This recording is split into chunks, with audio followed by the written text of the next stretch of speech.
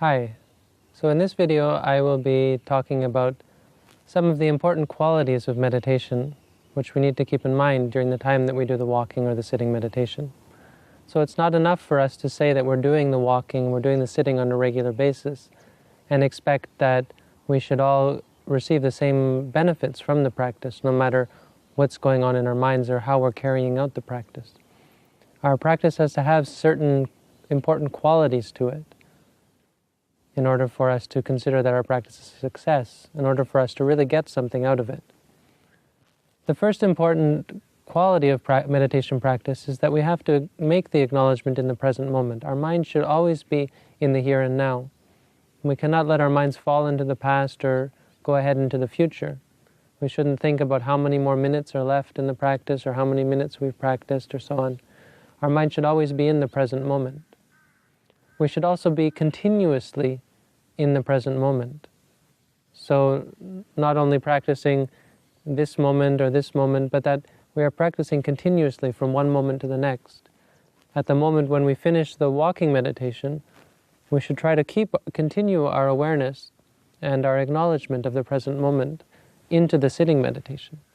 Once we finish the sitting meditation, when we're going to get up and go on with our lives, we should try to continue into our lives, carry on continuously. During the time that we're doing the walking meditation, the same, we should try to keep our minds in the present moment through the whole of the practice. When we do the sitting, trying to keep it on the rising and falling again and again continuously. Just like the rain falling. It is said that meditation practice is like rain falling. Every moment that we're aware is like one drop of rain. And though it might not seem like that much, once we're mindful again and again and aware again and again, just like rain falling, it can flood and create a huge flood or fill up a lake.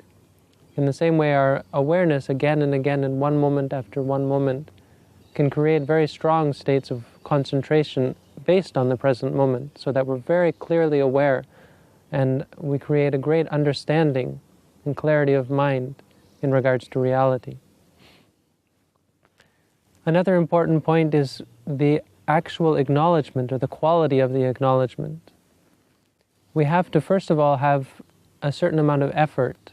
It takes effort for us to do this again and again, and we have to acknowledge this. And we can't just let ourselves say rising, falling, and let the mind drift. We have to push the mind and keep the mind with the present moment, with the object as it arises, whatever object that is. So if it's the rising and the falling in the beginning, staying with it again and again, sending the mind out, instead of keeping the mind up here or at the mouth, sending the mind out to the object again and again and again, and keeping the mind very sort of a strong state of mind, keeping our mind strong and focused on the present moment. Once we do this, then we'll begin to become aware of the object. And this is another important thing, that we're actually aware of the object as it is occurring, so that we're not just saying rising, falling, but once we push our minds to the object, that we actually know from the beginning to the end of the motion. If it's pain, that we actually are aware of the pain. If it's thoughts, that we're actually aware of the thought. Once we become aware of the thought, then we can make the acknowledgement. And this is, of course, the most important part, is that actually we grasp and we fix the mind on that awareness, not letting it continue on into liking or disliking or creating all sorts of mental activity or judgments about the object. The final important fundamental quality of practice is called balancing the faculties. So it's recognized that all people have certain faculties in their mind. These are qualities of mind which are very beneficial.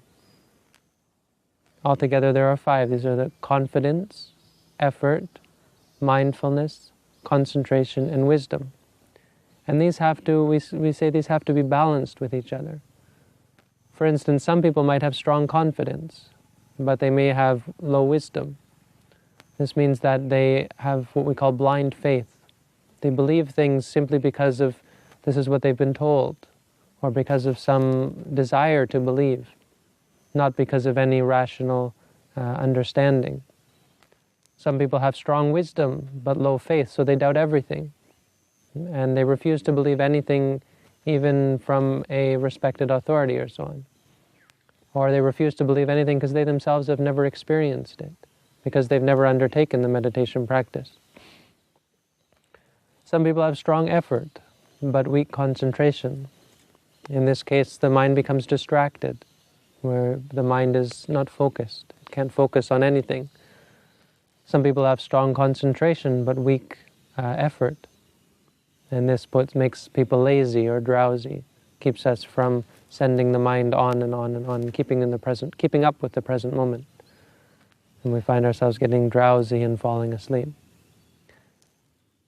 The way we balance these, we balance confidence with wisdom and effort with concentration. We use mindfulness. We use this clear thought.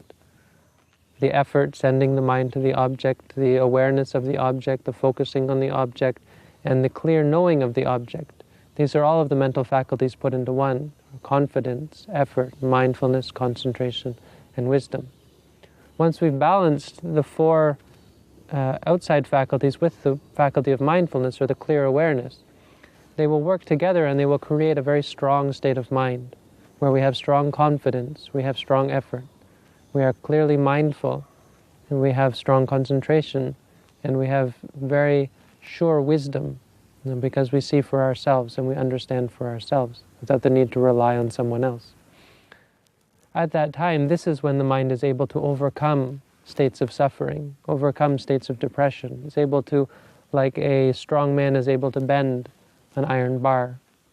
We also can bend and shape and mold our minds and bring our minds back to a state of peace and happiness, overcoming all sorts of unpleasant states. This is a basic understanding of some of the fundamental qualities of meditation which we need to keep in mind. We need to be in the present moment and practice continuously. We need to make the clear thought, and we can't just say to ourselves, rising, falling. We have to actually know what's going on in the present moment. And we have to balance the faculties.